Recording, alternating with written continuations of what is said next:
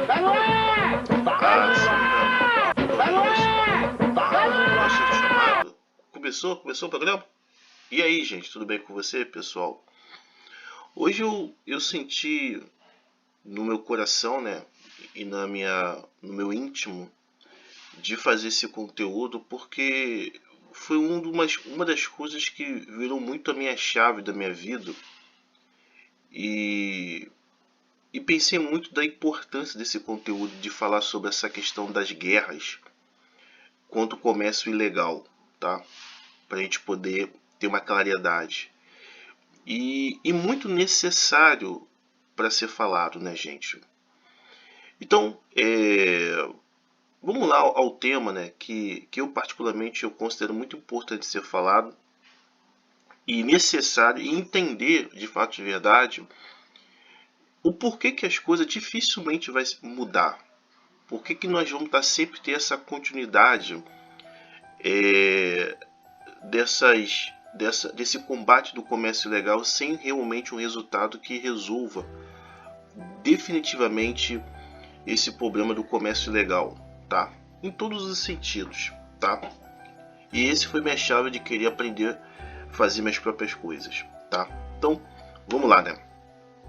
Eu vou começar a falar como começa de fato de verdade o famoso mercado, né? Que é muito falado pelos economistas, né? Como que realmente começa esse famoso mercado? Esse famoso mercado, ele começa a partir do momento que o ser humano ele deixa de produzir e de fazer as suas próprias coisas para suas necessidades, e ele, de uma certa forma, ele é obrigado, forçado a que outros seres humanos faça por ele, tá? Então, antigamente, né, todo mundo já ouviu essa história que as pessoas produziam sua alimentação, sua vestimenta, sua higienização, as suas necessidades de existência, tá? Aquilo que ele não sabia fazer, ele ia lá na cidade e comprava para poder abastecer e fazer funcionar, tá? Mas com o advento da expulsão das pessoas das suas próprias terras, e essas pessoas ficaram sem a sua propriedade para poder produzir as suas próprias coisas, solução, né, quase que é a palavra, de trabalhar na fábrica para poder ganhar um dinheiro para poder começar a existir, tá? E dali começa de fato de verdade o mercado, ou seja, quando o ser humano ele deixa de fazer para si próprio e outras pessoas passam a fazer por ele. É uma inversão, né, tá? Na prática. E aí ele fica dependendo, né, do salário para poder ter acesso àquilo que normalmente ele produz, ou ele produziria, para poder ter acesso, para poder continuar existindo, tá? Como que começa de fato de verdade o comércio das drogas, tá? Existem vários materiais, existem várias explicações, vários estudos que não deixa dúvida que o problema está relacionado à questão da falta de acessos àquilo que é produzido, tá? Então a pessoa ela depende de ser empregado por uma outra pessoa para poder ter acesso àquilo que necessita para existir, tá? Que fica bem claro isso, para existir. Então, se ele não tiver o emprego, tá? Se ele não tiver o trabalho, tá? Ou se ele não abrir um próprio negócio, ele não consegue ter acesso ao meio produtivo, tudo aquilo que o setor privado produz, tá? Que é a comida, vestimenta, higienização, moradia, transporte, lazer, entretenimento, as suas necessidades, tanto de existência como também até de descanso. Então está tudo na mão do outro. Ele não é autônomo para poder criar as suas próprias, resolver os seus próprios afazeres, tá, gente? Ele não é autônomo disso. Então ele depende que outra pessoa ele faça. Se ele não trabalhar, que hoje o sistema produtivo ele é uma cooperativa, ele não tem esse acesso. Então a vida toda ele aprendeu, desde criança, a viver por uma profissão.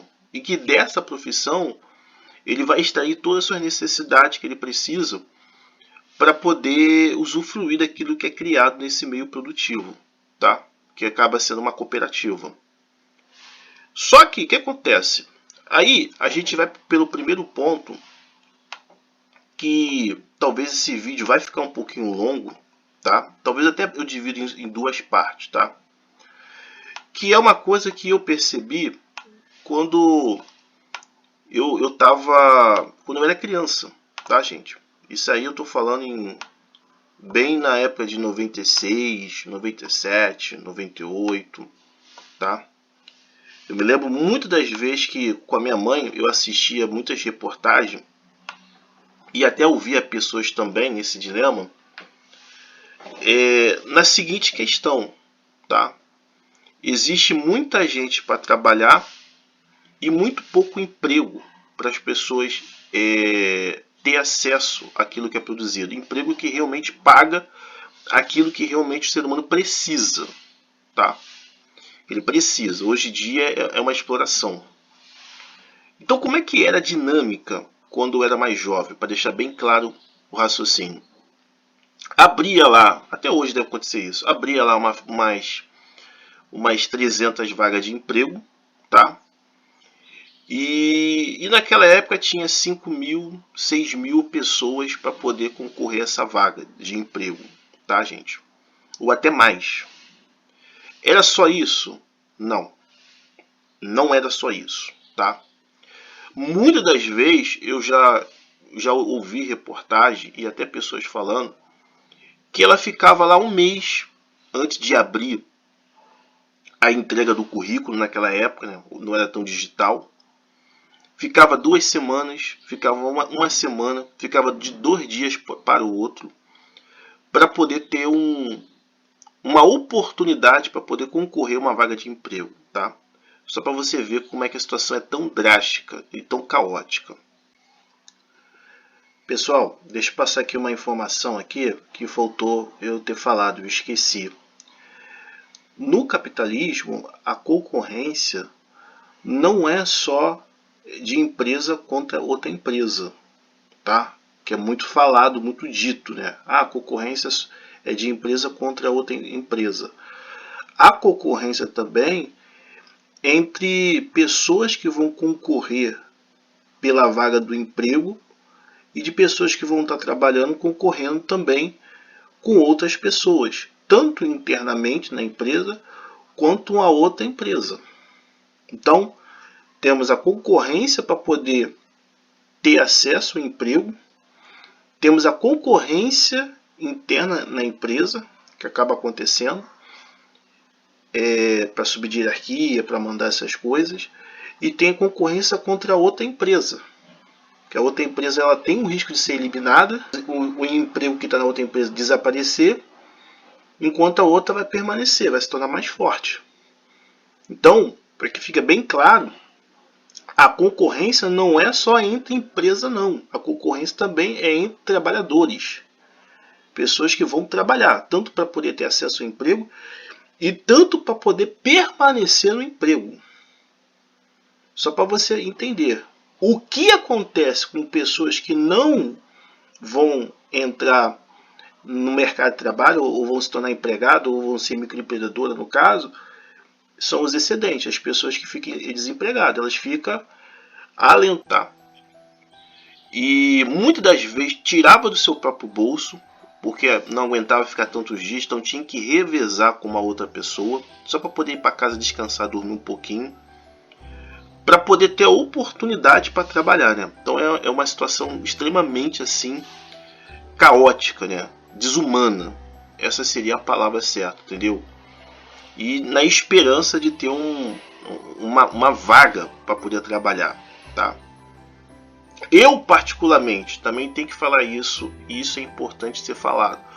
Quantas vezes eu já vi dentro de instituições religiosas pessoas orando, tá? Para poder ser chamado para trabalhar. Quantas vezes pessoas que participavam de corrente, de oração, de propósito para poder ter a oportunidade para trabalhar, porque ele aprendeu desde criança a viver por uma profissão. Então foi isso que ensinaram para ele, né? Ele está vivendo a cabeça de outra pessoa e não a dele próprio. Mas quantas vezes eu já vi isso? Pessoas indo para igrejas, pessoas indo até para o candomblé e outras religiões, pedindo uma oportunidade para trabalhar, pedindo uma oportunidade para poder ter uma qualidade de vida melhor. Quantas vezes eu vi isso? Então, eu vi muito isso, tá? Pessoas gastando até aquilo que não tem para poder concorrer uma vaga, não é nem ser empregado, concorrer uma vaga sem ter a garantia de fato de verdade, ter dignidade, ter receber aquilo que realmente ele precisa, tá? Necessita. Já vi situações de pessoas ter 600 empregos e 15 mil pessoas concorrendo uma vaga, concorrendo ali a vaga. Já vi situação de pessoas gastando com comida, gastando com despesa de pessoas para poder substituir quando ela ia para casa, como já falei.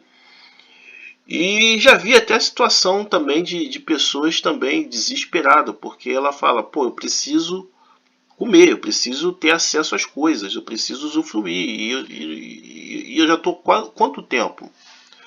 Quantas vezes eu já ouvi em muitas matérias de pessoas que estavam 10 anos, 20 anos, sem arrumar um emprego, sem de fato de verdade ter acesso a condições para poder existir, né? Porque ele abdicou de tudo de fazer, então ele depende daquela profissão para poder ele existir, tá? Quantas vezes? 20, 10, 15 anos procurando um emprego para poder para poder ter acesso àquilo que ele necessita, tá? Estou falando meu testemunho e é o que eu vejo até hoje isso acontece, tá? Para finalizar, quantas vezes eu já ouvi na internet, isso não deve ser mentira, isso deve ser verídico mesmo, porque no mundo físico isso já estava acontecendo, de pessoas enviar currículo para mais de 100, 200 empresas querendo uma oportunidade de trabalho. Quantas vezes? Tá? Quantas vezes eu já ouvi isso? Tá? E muitas das vezes 2 ou 1 currículo talvez é atendido, é chamado. Ali no sentido de pelo menos procurar a pessoa. A grande maioria nem responde ou nem fala nada. Tá? Então, esse é o mercado que muitas vezes não é falado, porque quem é o maior beneficiado também, eu já vi também e ouvi os dois, vi e ouvi muitas pessoas sendo chamado para trabalhar porque tem um parente naquela empresa ou por indicação de outras pessoas ou até por questão de influência, pulando os critérios de selecionamento de trabalhadores para aquela empresa. Então, mostrando também que está congestionado e que se não tiver um amigo, um parente, um conhecido ou alguém que pertence àquele grupo que ele conhece e tem um relacionamento ali de amizade, ele não consegue um emprego. E o mais importante que tem que ser falado aqui é que quando a gente olha para a história do Brasil e quando a gente vê na questão do servidor público, é a mesma lógica. O emprego arrumando por camaradagem, o emprego arrumando por questão de voto, o emprego arrumando por questões de interesses pessoais para ganhar apoio. É a mesma história se repetindo na iniciativa pública. Ou seja, mostrando claramente que hoje em dia, para se arrumar um emprego, o cara tem que ter um contato. Ele tem que ter alguma pessoa para indicar, para ele passar pelos critérios de seleção para a vaga de emprego. E mostra claramente que existe um congestionamento, que não é de agora, tá? E nem na época eu era criança. Isso já vem desde a época, olhando para a história do Brasil, desde a época da República do Brasil, a Velha República. Isso aí é só um dado interessante e importante ser falado, tá? É o Estado com arrecadação dos impostos, tá? E a iniciativa privada se beneficia com a exploração do trabalho, tá? Paga aquilo que quer pagar e acha que vai ficar tudo certo, tá? Agora, vamos lá para essa questão que muita gente já apontou isso, mas não consegue dar ali a exatidão ou falar claramente o porquê que essa operação policial dificilmente vai mudar o ordenamento das coisas. Existe já uma percepção da população, mesmo não sabendo identificar claramente o motivo, tá? Isso estou falando de pessoas que estão usando um sexto sentido, tá? E a intuição de ver que vai continuar o mesmo ritmo, tá? Uma das matérias que eu mais gostei na minha vida, e essa é o que me dá condições de fazer uma leitura perfeita dessa cooperativa, que se chama capitalismo, tá? É a matemática. A matemática é uma das coisas que eu me dei muito bem com a matemática, que envolve raciocínio lógico e exatidão, tá? E na matemática, eu estou colocando aqui na tela aqui, né, que são as grandezas e as unidades de medida, né? Eu estou colocando aqui na tela aqui, tá? As grandezas e as unidades de medida. Por quê? O que isso significa na prática? Para vocês entenderem esse raciocínio e por que não existe clareza nesse pensamento. Quando